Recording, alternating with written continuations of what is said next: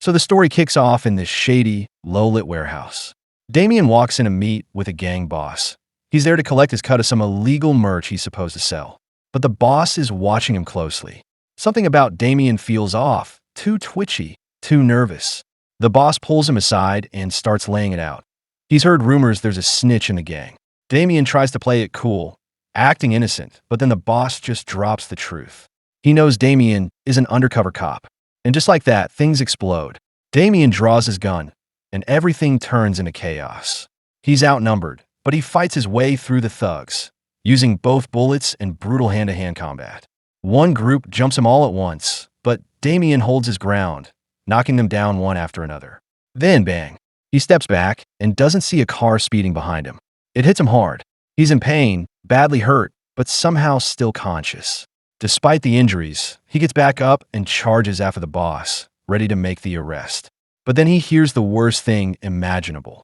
The gang didn't just find out he was a cop. They found out he had a wife. Damien races home in a panic. But he's too late. She's already gone. Years pass. Now, there's this man named Simon. He's starting up another class at the local school when he notices a student hasn't shown up. Second day in a row.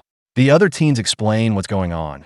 The boy's gotten into drugs, and even Amelia, who used to be an addict herself, tried to help him, but he wouldn't listen.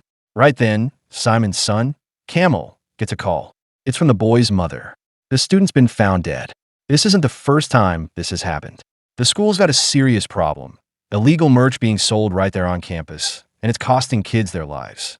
Fed up and heartbroken, Simon reaches out to the only person he thinks might actually be able to help. He calls Damien, but Damien doesn't answer. Just lets it go to voicemail. Truth is, Damien's not in a good place. Ever since his wife was murdered, he's fallen apart. He's drowning in alcohol, lost his job on the force, and now he's just lost, a shell of who he used to be. But that night, something shifts. Damien decides to get up, clean himself up, and go visit Simon. At least hear him out. Simon tells him everything. The school, the drugs, the deaths. He wants help. He needs it. What they're dealing with is bigger than just kids messing around. Camel listens from the hallway, quietly taking it all in. But Damien shuts it down. Says he can't do it. He can't even take care of himself, let alone go back to fighting crime. Later that night, Damien stumbles into a store to buy more booze. 3 thugs try to mug him for his wallet. He tries to settle it peacefully and asks them to just back off. They laugh at him. Big mistake. Damien snaps, not with anger, but precision. He grabs whatever he can find in the store and takes them out one by one. Brutal and fast. Another shopper, annoyed by the mess, just shoves a bottle of whiskey at him and tells him to get out already.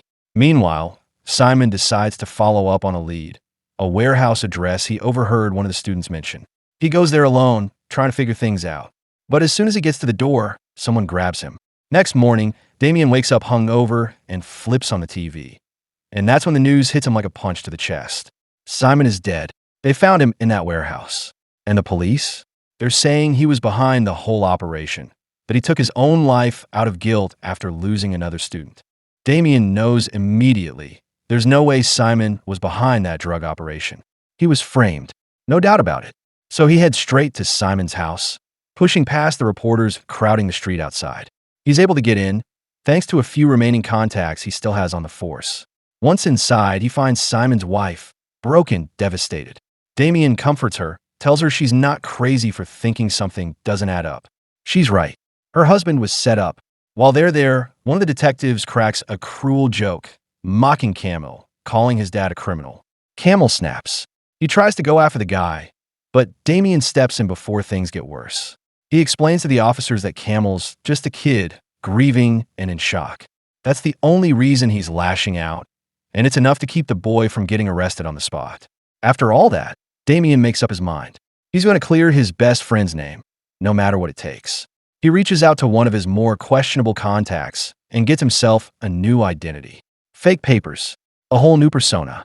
Then, with a new name and background, he heads to the school, posing as a teacher applying for Simon's now vacant position. The first thing that happens? The school secretary warns him not to apply. She tells him straight up, this place is dangerous. Students dying, violence, drugs. She basically tells him to run while he still can. But before the conversation goes any further, Principal Lesek shows up. He doesn't even hesitate. Damien's the only applicant, so he hires him on the spot. Says he'll be fine. The school's got security now. Then he calls in his deputy, Agata, and tells her she'll be the one to show the new teacher around once he starts the next day. Next morning, Damien returns as the new staff member. Almost immediately, he sees this kid, Jero, swiping flowers off a memorial for the recently deceased student. Damien calls him out, tells him to put them back. Jero doesn't like that and calls for backup, his gang buddy Mammoth. But Mammoth? He's not what his name suggests. He's just a big, quiet kid who clearly doesn't want to be involved. Barely moves. Before the situation can escalate, security boss Kmielski shows up with his crew. He breaks it up fast and sends the boys to the principal's office. He doesn't stop there, though. He tries to confront Damien too, wanting to know who the hell he is. Thankfully, Agata steps in just in time. She tells Kmielski Damien's the new teacher, and everything calms down again. After that, Agata gives Damien the full tour of the school. She introduces him to the staff, including Stefan, the chemistry teacher. Eventually, they head to his new classroom. Camel isn't back at school yet. He's still mourning, and no one's rushing him. The class, on the other hand, is a handful. Loud, distracted, clearly used to doing whatever they want. But Damien doesn't play.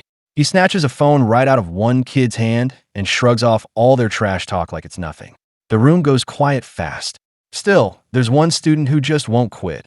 A kid nicknamed Frogface. He keeps messing with another classmate and ignores every warning Damien gives him. Eventually, Damien has no choice but to kick him out. Frogface refuses. So Agata calls Kmielski again, who comes and physically escorts the kid out. As he's leaving, Frogface throws one last threat over his shoulder, says he'll see Agata later. Later that day, in the school parking lot, Agata's alone, about to leave, when Frogface and his gang show up. They've stolen her car keys. Now they've got her cornered, and they're not there to talk. They want revenge. Right nearby, Damien finds out someone slashed his tires. Great. But before he can even get too frustrated, another teacher offers to give him a ride home. They head to the parking lot, and that's when they spot something that makes them hit the brakes. Agata. She's surrounded by Frogface and his gang. They've got her backed into a corner, and it's clear they're not just trying to scare her. Damien doesn't hesitate. He jumps in and absolutely wrecks them. Even when one of the thugs pulls a weapon, Damien's still in full control. Fists, reflexes, precision. He takes a hit to the hand, gets a decent wound, but he powers through like it's nothing. The second Frogface sees how badly things are going. He bolts. Straight up runs for it. Once things calm down, Agata brings Damien back into the school to patch up his hand. She's obviously impressed and a little curious. She starts asking questions about his past. But instead of answering, Damien changes the subject and shows her a self-defense move. How to escape if someone grabs her. A smooth sidestep to avoid digging into his real story. Meanwhile, the gang drags Frogface off to see Jero, the same kid Damien caught messing with the memorial flowers. Turns out, Jero's deep into the drug ring at school, working under a mysterious biker who delivers products and takes the money. When that biker finally rolls up and takes off his helmet, it's Kmielski. Yep, the head of security. His whole security company is just a front to run this operation from inside the school. Jero and Kmielski are both furious. Frogface owes them money, and on top of that, his stunt with Agata has brought them unwanted attention. They decide he needs to be punished. Jero tells Mammoth, the big, quiet kid, that it's time for him to prove himself. Beat Frogface. That's the price of being part of the crew. Mammoth doesn't even seem like he wants to, but this is his way of trying to belong. Next morning, when Damien pulls up to the school, he sees his car getting towed. But it's not a punishment. It's actually a thank you. In the teacher's lounge, everyone's huddled around the security camera footage from the night before, watching Damien beat down the gang. They're cheering, impressed, totally into it. Principal Lesek tells Damien he's covering the cost of towing and brand new tires as a gesture of appreciation. Kmielski, of course, plays it cool, but he's watching Damien closely now. He's suspicious. He can't figure out how this teacher fights like a trained killer. But Damien keeps his cover tight. Just a teacher, nothing more. Then he heads to class. Except, surprise, the security footage has leaked. Now everyone in school has seen the video. The students are hyped. They bombard Damien with questions, cracking jokes, asking if he's ex-military, begging for self-defense lessons. Damien just grins and plays along. He brings the whole class down to the gym and sets up a challenge. If any of you can land a hit on me, no final exam. The students go wild, but none of them even come close. Still, they're having a blast. It's the first time the class actually feels alive. And in the middle of all the chaos, Damien notices someone watching from the doorway. Camel. He lingers for a second, then walks off. Damien follows him to the changing room and finally tells him the truth. He's there to find evidence, to prove Simon was innocent. But Camel doesn't want to hear it. He lashes out, attacks Damien, shouting that his dad wouldn't have died if Damien had been there when he needed him. To his surprise, Damien doesn't argue. He agrees.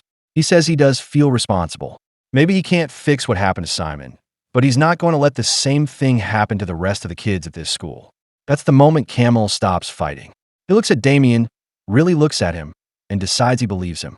And just like that, he agrees to keep Damien's secret.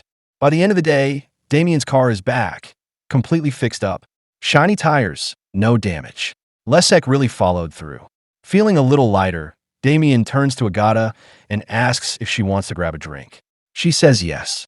They hit a bar together, and honestly, they have a great time. Laughs, good drinks, that kind of easy chemistry that's hard to fake. But the mood shifts when Damien notices a group of guys throwing slurs at two girls sitting quietly, clearly a couple. Damien doesn't hesitate. He steps in, stands up for them, and when the guys don't back off, another fight breaks out.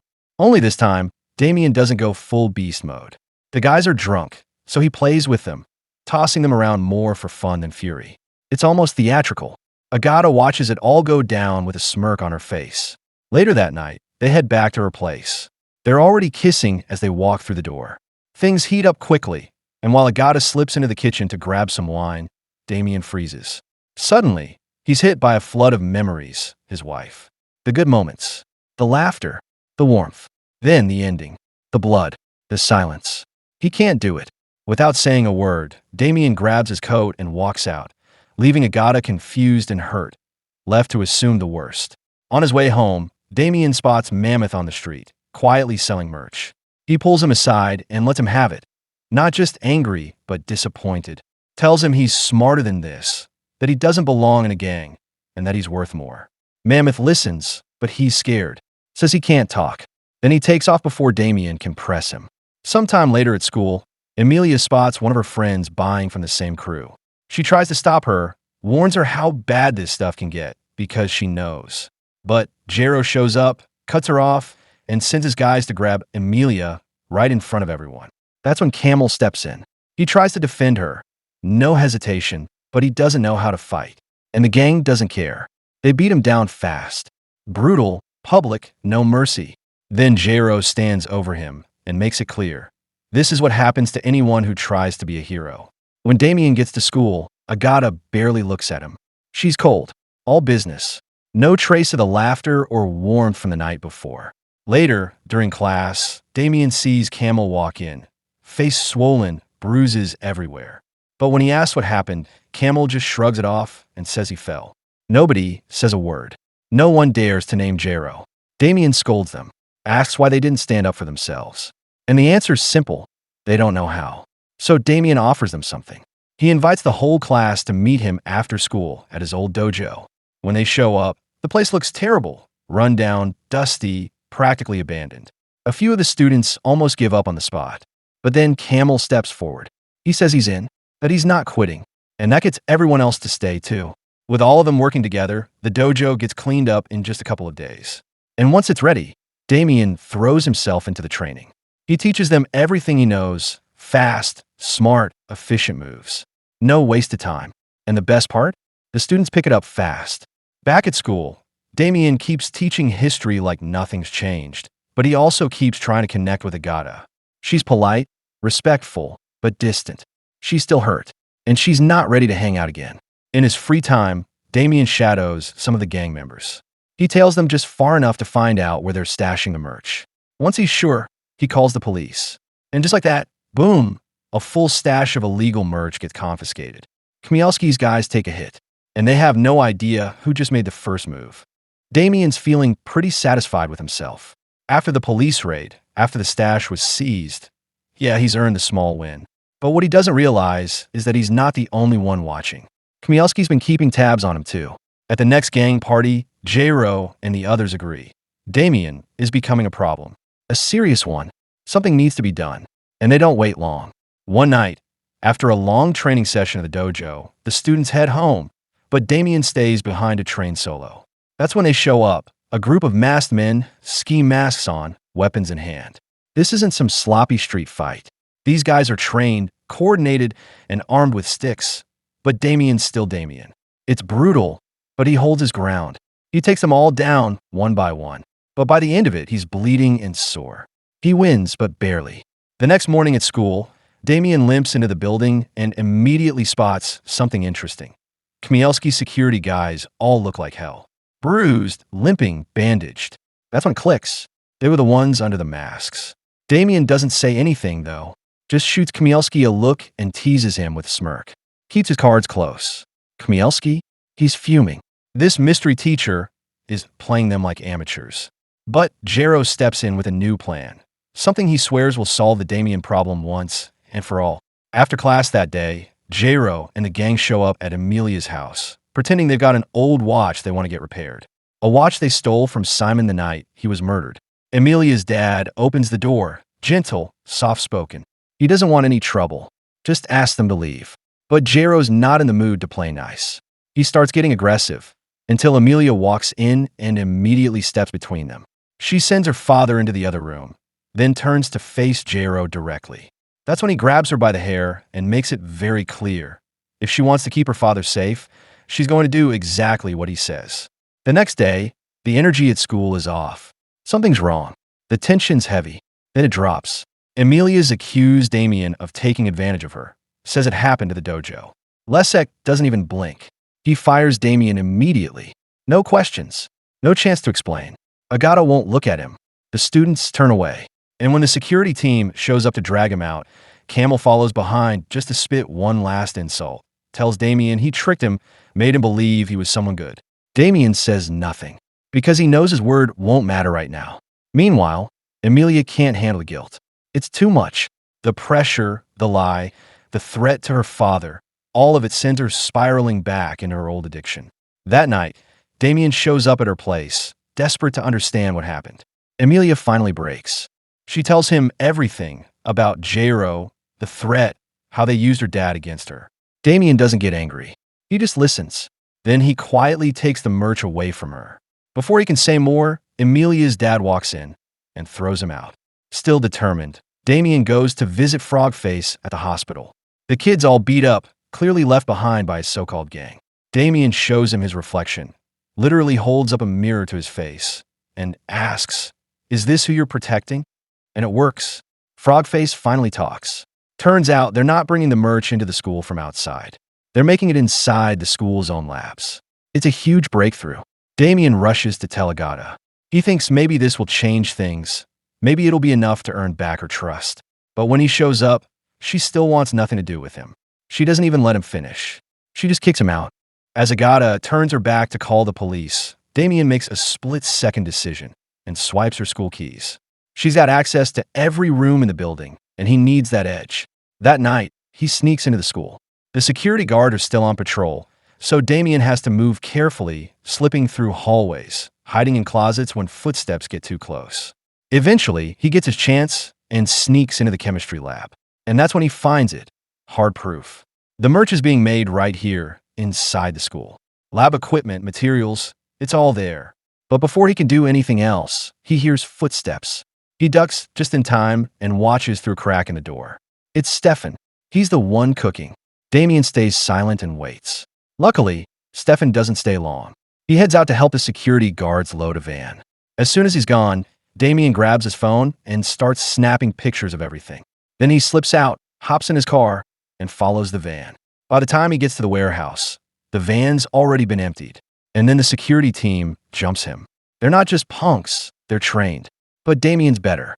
He manages to steal one of their tasers mid-fight and turns it against them, taking them down one by one. Then, breathless and bloodied, he calls Agata. She doesn't pick up, so he leaves a voicemail, explains everything. The next day, Damien brings the pictures to Agata and Principal Leszek. But Leszek isn't impressed. The photos are blurry, not enough to convince anyone in a courtroom. That's why Damien didn't go to the police. It's too flimsy.